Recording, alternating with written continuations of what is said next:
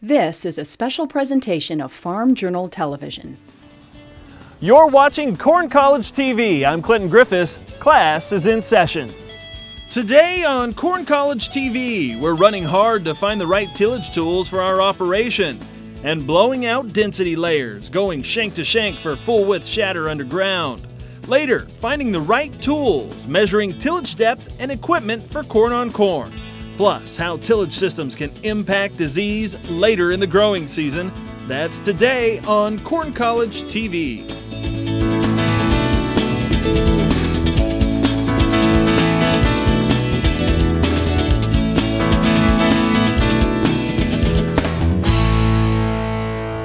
Hello, and thanks for watching Corn College TV. You know, we talk a lot about the early stages of growing corn because, frankly, getting that good initial stand is what leads us to higher yields. Today's systems approach, we're talking about our tillage tools. Ken Ferry helps us choose the right equipment and, more importantly, know how to make that equipment work for us. Ken, looks like we just got the weed off of here, and it's maybe fall, maybe you need to do a little tillage right now. How do we go about picking the right tool for the job that we want to get done out here in this field? I think that's an important step for each grower, and you can kind of break the tools up in classes, if you want to say, you know, where you have your standard Coulter chisel of yesterday, and then you have that what I call a hybrid chisel that can go deeper and be more aggressive in leveling. And then you have your inline ripper class like we're talking about here right now, and then disc rippers, that type of thing. The main thing is to figure out what you want done, because these tools are designed to do more specific things. For instance, this inline ripper is really only designed to pick soil up and drop it and fracture it, so we get better infiltration of water, better freezing and thawing, that type of thing. And it's designed to leave residue on top, so you got residue covering, that type of thing. It's not a tool for mixing in residue, mixing in limestone, that type of thing. That's not what it's designed for. If you run it wrong, it looks like it may be designed for that, right. But the reality is it's just supposed to pick things up and drop it so we can maintain the residue cover but get good infiltration of water on top of it.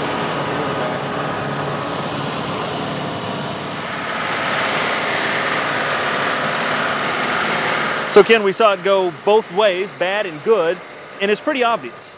Yeah, this is the way it's not supposed to run. This tool's not designed to turn things black and throw this residue up. It's designed to lift and shatter, and between those shanks we couldn't lift it. So we got no shatter here in the middle, and the objective here is to get uniform infiltration of water. We've actually made it worse. Now the water will go down these channels and only freeze and thaw there. The water that would have went in here won't get in. If we didn't do any tillage, it would have soaked in more uniform than it is today. Now, just by moving that thing down another 2.5, 3 inches, right, changed the whole program right here. And it looks so much different. We've had a direct lift. Everything came up, went back down. We didn't get the explosions that we're looking for out there, and we've shattered everything through here, right through. Now this field is set up to uniformly freeze and thaw, and we've done some good here. I'm not so sure we didn't even go backwards there as far as trying to make a seed bed and all those things that would be involved in the spring of the year when we come back here.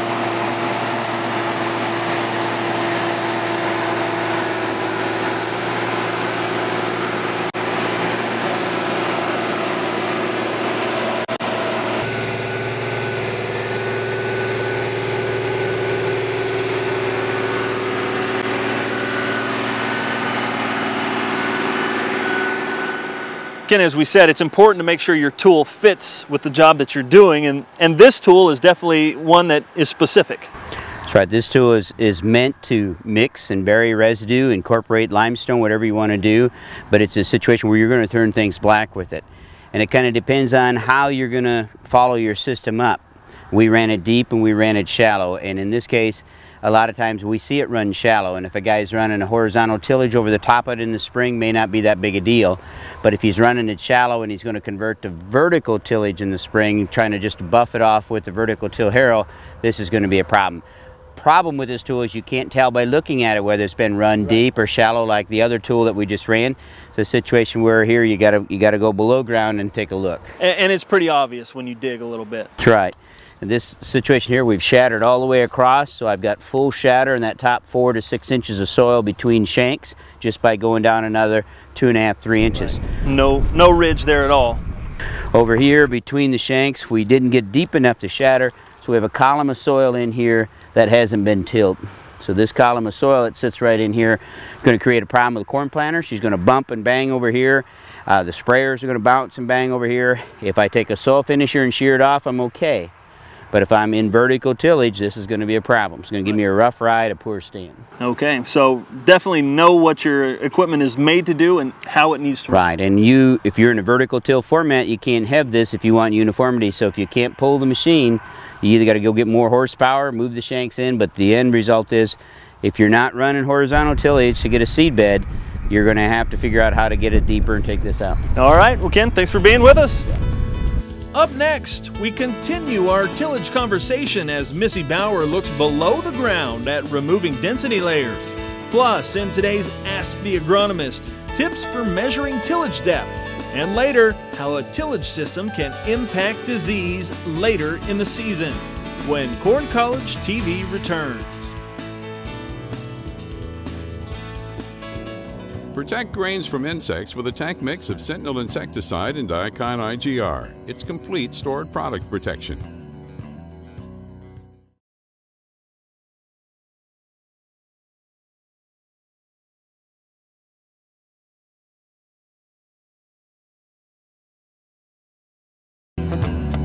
Stored product pests eat away at profits. Does that eat at you? It doesn't have to. Protect your grain assets with a complete stored product solution. Tank Mix Sentinel insecticide plus Diacon IGR for the quick knockdown of an insecticide with the long-term control of an insect growth regulator. Learn more at bugfreegrains.com or call 800-248-7763. Sentinel insecticide plus Diacon IGR. Complete stored product protection. Head to the field and advance your corn production skills. Join Farm Journal field agronomist Ken Ferry the week of July 17th near Bloomington, Illinois.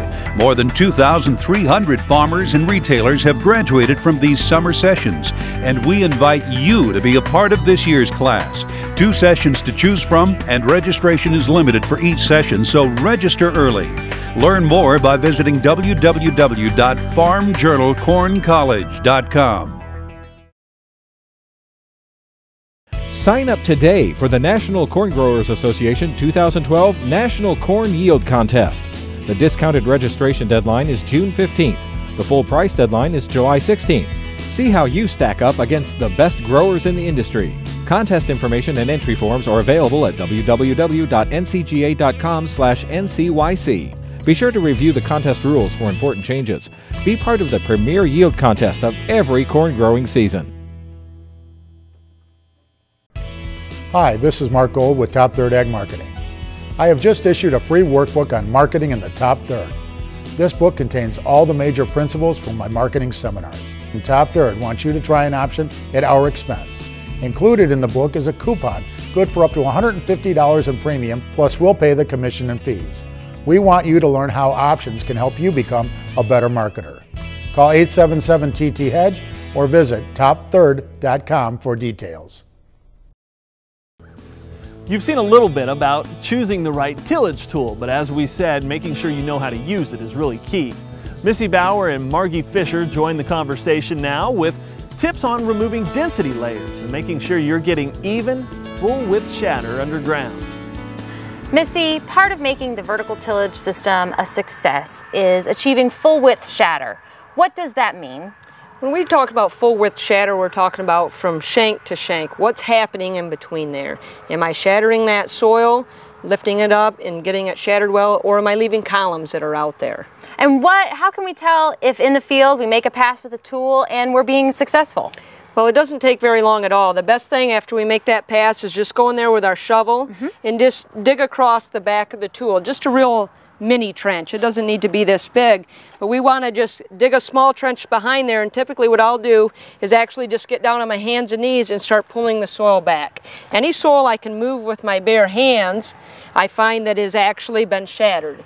And what I find is anything I can't move now is a column and tells me whether or not I've shattered in between there. So here, what are the problems that we're seeing? Here the issues that we're seeing is we're shattered very good here where the shank is run. You see the soil's very loose as I dig through here, and then as I move into here I see that I got a hard column. I come over to here, I see that I've got nice loose soil again where a shank has run. So you can see where our shanks have run. We're not getting good shatter in between here because you can see these hard columns.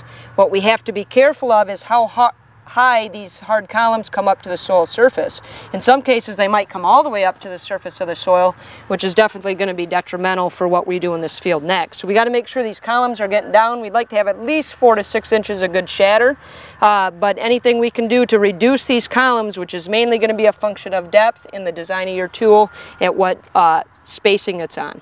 What are some of the common reasons why farmers, aren't achieving full shatter, and you're seeing examples of this? I would say the number one biggest reason is they just run out of horsepower. So a lot of times they get out there and maybe they can't pull the tool, so what's the first thing they do? They just shallow it up so they can get it pulled. So, but this is so important. In a change of just a little bit in depth, we might go 2 inches deeper and all of a sudden get the shatter that we need across here. So a lot of times it's not much, it's just a little bit in order to get that shatter effective. Let's see an example of where we went just a couple inches deeper. Well, Margie, let's take a look at the other side where we ran the same exact tool but down a little bit deeper. And what is the proper depth? It's the proper depth that it takes to get this kind of shatter. So that might be different in different soil types. But you can see as I pick across here, this is very loose soil. I don't have these hard columns out here like we found on that other side. So that depth, as far as a lot of farmers want to know, I want to know the depth to run. Is it 8 inches? Is it 7 inches? Is it 10 inches? Well, it's going to depend on the tool design, and it's going to depend on the soil type and the moisture and everything that we have out there. The answer is, all we do is got to dig behind, and if we can feel that we've got this uniform shatter without those columns, that's the depth we need to run. So farmers should strap a shovel to their tool and dig to identify soil density. Thank you, Missy. Thank you. When we come back, how deep did it run? Tips for measuring tillage depth, plus the right tools for growing corn after corn. And managing disease in the field may start with managing residue after harvest, when Corn College TV continues.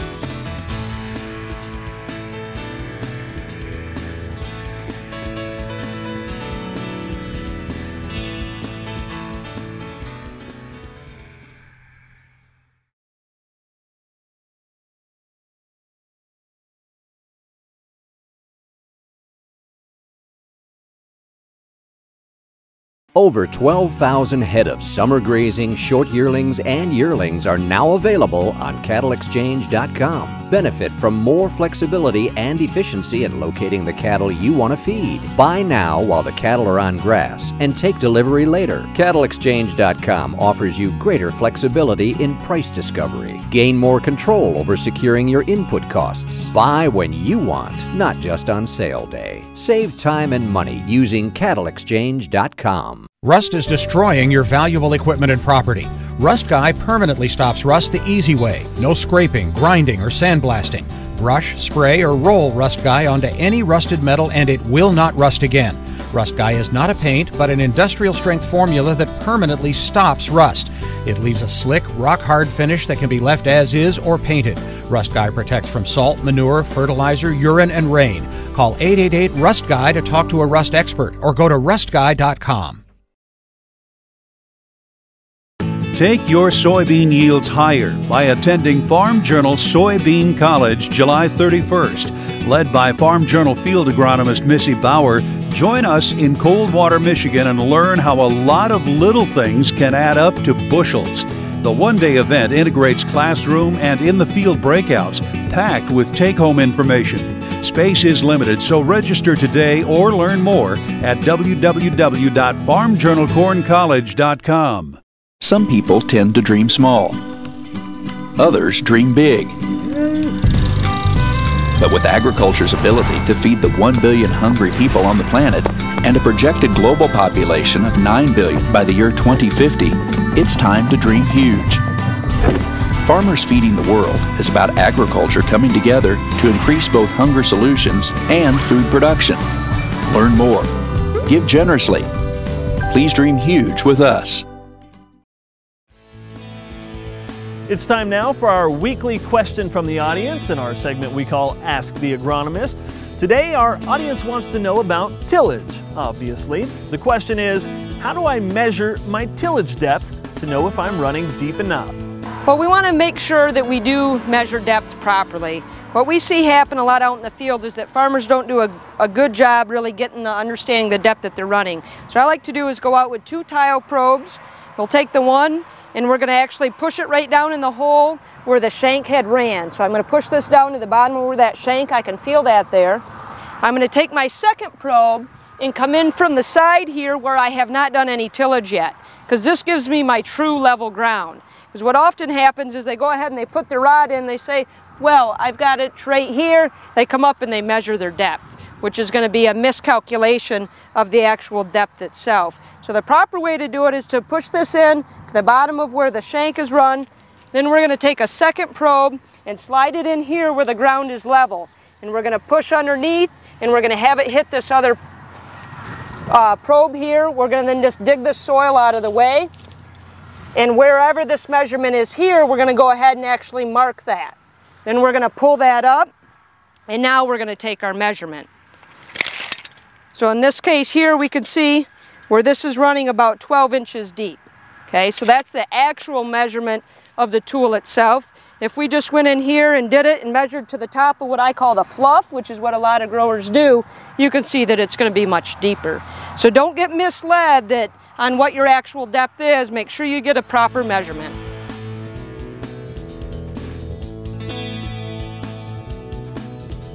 We would expect in a dry year to have more trouble in our corn on corn than corn on beans.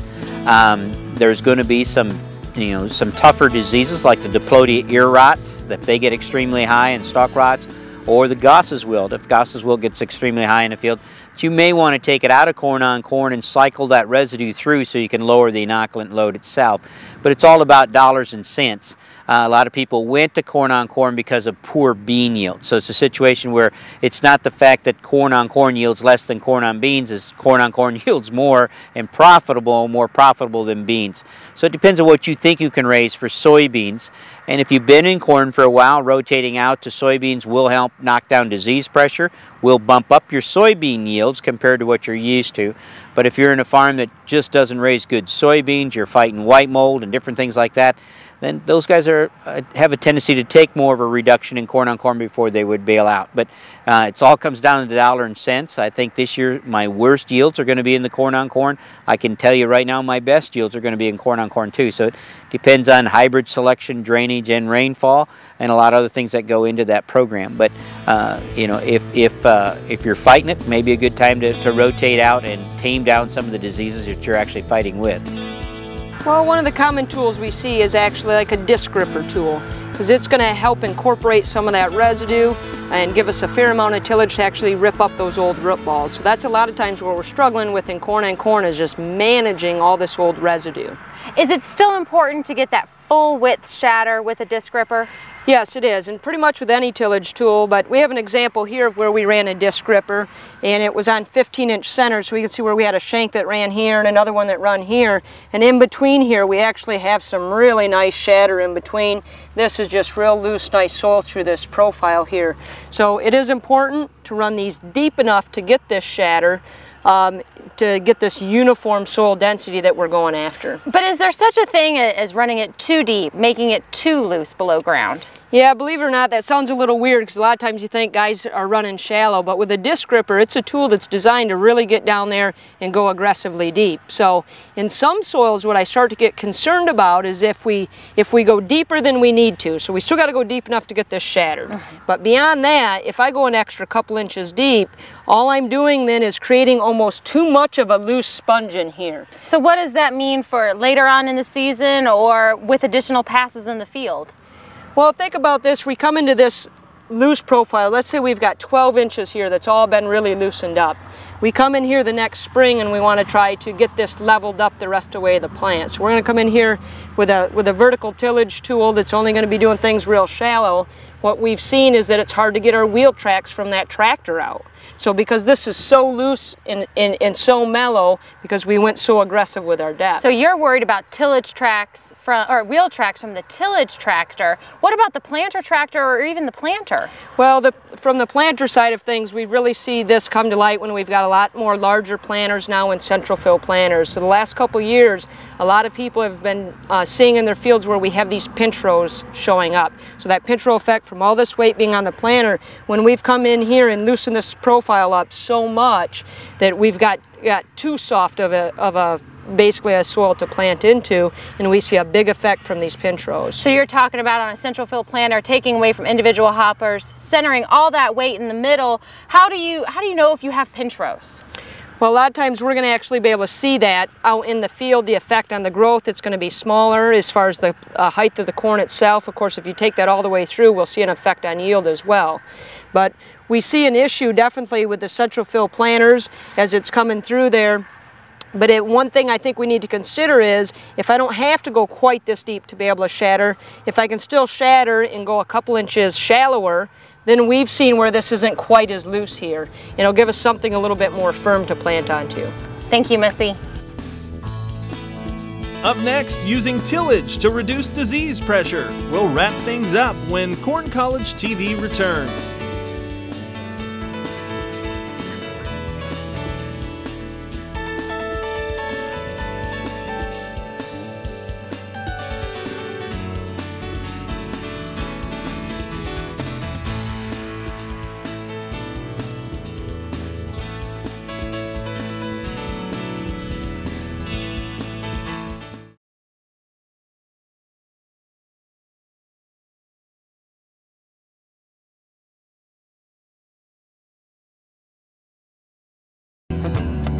Stored product pests eat away at profits. Does that eat at you? It doesn't have to. Protect your grain assets with a complete stored product solution. Tank Mix Sentinel insecticide plus Diacon IGR for the quick knockdown of an insecticide with the long-term control of an insect growth regulator. Learn more at bugfreegrains.com or call 800-248-7763. Sentinel insecticide plus Diacon IGR. Complete stored product protection. Been here at the Chicago Board of Trade for 27 years out of my 31 years in the business. A lot of guys like myself get in here at 6 o'clock in the morning, look what's going on in Asia and Europe. And right here at the Chicago Board of Trade is where all prices for grains and oilseeds are determined for everybody throughout the world. And this is why I'm here. If you have any questions or like to know what I'm talking about, call me. Join Farm Journal August 1st and 2nd and take your corn production skills to the next level. Geared for the first-time Corn College attendee, Corn College Fundamentals includes general instructions, breakout sessions in the field, and core knowledge of the systems approach. Join Farm Journal agronomist Missy Bauer at Coldwater, Michigan for this 2-day session providing training to help you advance your corn production skills, increase yields, and improve profitability. Space is limited, so register today at farmjournalcorncollege.com. Have you missed profit opportunities due to incomplete or outdated market information? Are you keeping up with trends in land values and cash rents? Stay better informed with ProFarmer. ProFarmer goes beyond the everyday market news, digging deeper to help you make great business decisions. This is your opportunity to maximize your success. Visit ProFarmer.com to become a member today.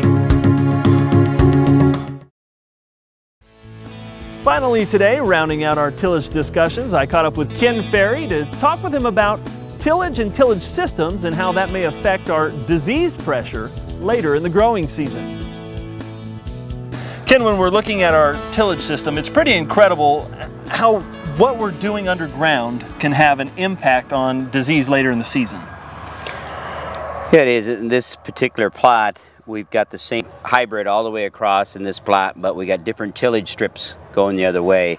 And we're looking here at the lower 3 leaves of the plant, and I'm looking at the amount of disease pressure that is here in the field itself on the plants. And this is where I've moldboard plowed, and these lower 3 leaves have very few disease lesions. In this case, we're looking at gray leaf.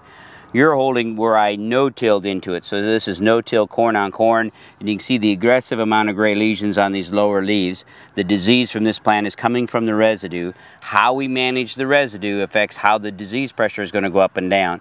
Doesn't mean we have to bury all the residue, but we are going to have to be proactive in managing this disease, either through hybrid selection or being ready to manage it with a fungicide. Okay, and what about the way that we rotate crops? Is that going to play into how we manage this disease? It's going to play a big part into it. Some diseases, like anthracnose, can go from corn to soybeans and other crops, and you can't do anything about it. But when we're talking about certain corn diseases, such as gray leaf or eye spot or something like that, northern leaf blight, they're all going to come from last year's residue. Okay. So the more residue you got, the higher the risk. Corn on corn carries a high risk, but even a no-till corn bean rotation, where you're carrying corn over from 2 years ago, carries some risk as far as the spores got to be there, and then the conditions got to be right for the disease to take off. All right, so the takeaway from this is, depending on what you do underground, can really play into what kind of diseases you have to deal with next year. Correct, and if a guy changes his system, so if he was in a moldboard plowed type system or a corn bean system, and he switches to a no-till corn on corn or strip-till corn on corn, and he hasn't managed disease before, he's now going to have to start managing that disease. All right. As always, thanks for watching, and remember, you can always find these shows or pieces of these shows online at farmjournalcorncollege.com. Here's what's coming up next week on the show. Coming up next week on Corn College TV, the impact micronutrients can have on plant growth, plus breaking down pollination, the good, the bad, the ugly at this essential stage in production, and making sure nitrogen carries through the season for maximum yields. All that and how tillage impacts planter performance next week on Corn College TV. We'll see you then. Thanks for watching. Class dismissed.